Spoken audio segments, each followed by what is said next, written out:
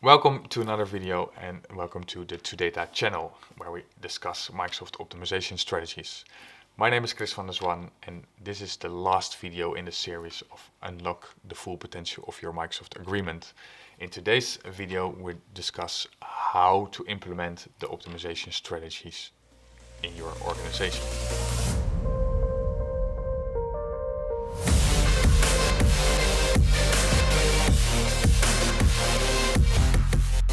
So how do you implement the optimization strategies and how do you prepare for the negotiation with Microsoft? The first most important step is your internal alignment. Get along with your internal stakeholders. Those are your customers. As a manager, a vendor manager or a procurement manager, for you this is a really important contract, but for most product owners or business owners or your intern and the CFO or CEO or other stakeholders in your organizations, it's the Microsoft contract is probably just a small thing on their budget. Probably their budget is 100 times bigger than that Microsoft Enterprise Agreement. But still, there is a lot to gain and to optimize, and most likely that is your KPI you want to achieve. So sell the opportunity to your stakeholders. That is really important. Show them what the capability is out there to optimize that Microsoft agreement and optimize their products that they're using in the business. So make it also a real project. Get them involved in the in the project, in the optimization of the Microsoft agreement. So ensure that you adopt an Agile or Scrum. Or in Kanban, it doesn't matter how, but make it a formal project and define and set up the right governance in your organization so that you have the onboarding from C-level and all the different product and business owners within your organization. Secure the budget, create a steer goal, and ensure that you meet from time to time to capture the different milestones in this project to be really successful out of it. The third one for the preparations is the resources. So you need to analyze, do I have the internal resources and the knowledge, or do I need external resources? Did I reserve enough budget for that? Am I going to analyze the data manually? Do I have tooling in place? Do I already have tooling in place, and which tooling could I use for crunching the data and analyzing the data what you're currently using in your organization? Or do you need to still procure new tooling for that, what is supporting you with this project? And the last step internally is define your success, because success is for every company different. It could be that you want to outsource CrowdStrike or another third-party security vendor, and you want to adopt Microsoft technology and have a good TCO and benchmark for that. Or you see that your market is declining, so you need to achieve some good cost savings out of your Microsoft agreement. So success is for every company different in different stages. So which steps do you need to take to get the maximum out of your Microsoft agreement and unlock the potential? So we divide it in 7 steps and 2 phases. So the first phase is everything about the creation of the optimal license solution. So creating the minimized, optimized bill of material, where the first step is current estate. So we analyze the current estate, so that means from a contract perspective, which amendments do you have in place, the commercials, where did you contract it, where is your account team. From a data point of view is the installations on-premise, and the installations and the usage from your M365 environment, your Power Apps and your Power as all your subscriptions. And the third one is your Azure estate or your Microsoft usage in AWS or Google. So then you have a good perception of the usage and the install base of your scope. That is the first step to see and gain enhanced with the creativity how you could optimize that current estate.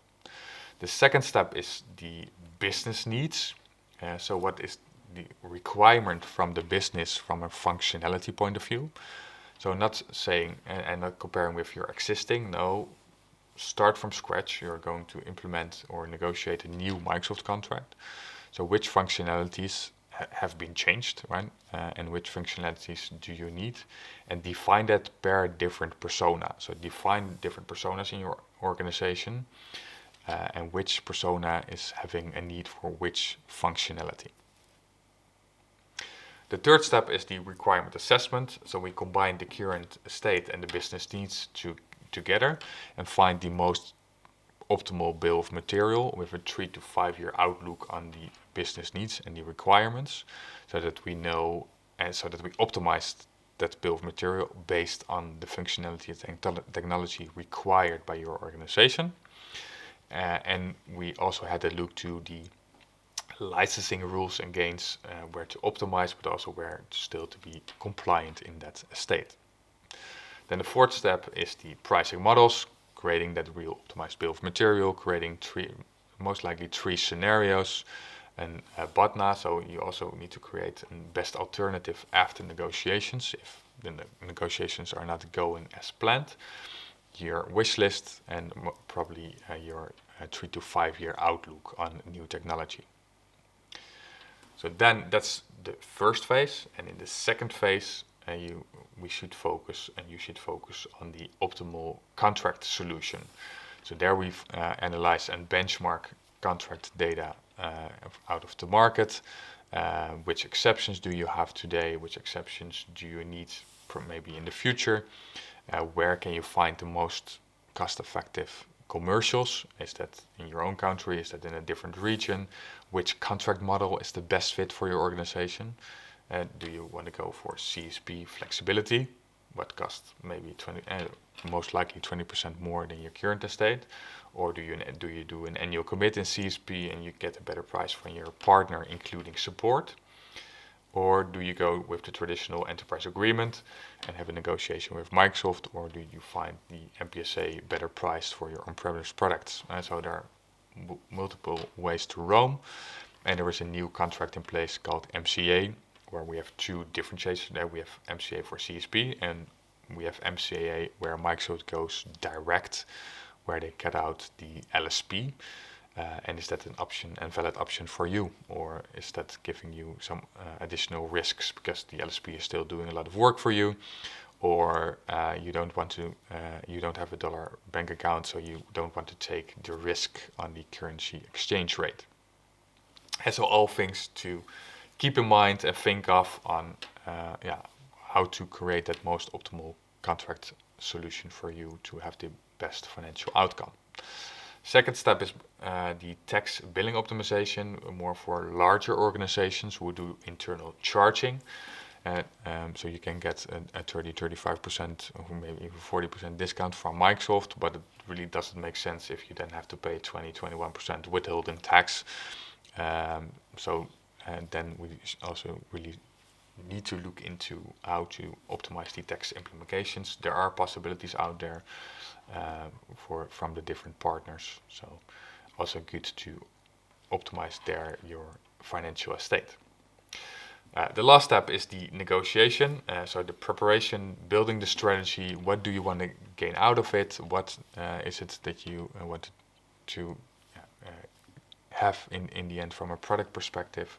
Build your negotiation strategy based on benchmarking, based on the knowledge out of the market, and where to pressure and gain for that win-win situation with Microsoft.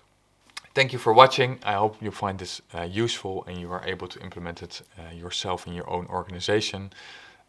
If you need any support, I'm more than happy to support you, of course. And you can always reach out here in the comments, reach out to me on LinkedIn, or give me a phone call, or send me an email, or get in contact with the 2Data team. We're here to support you. And I see you in the next one.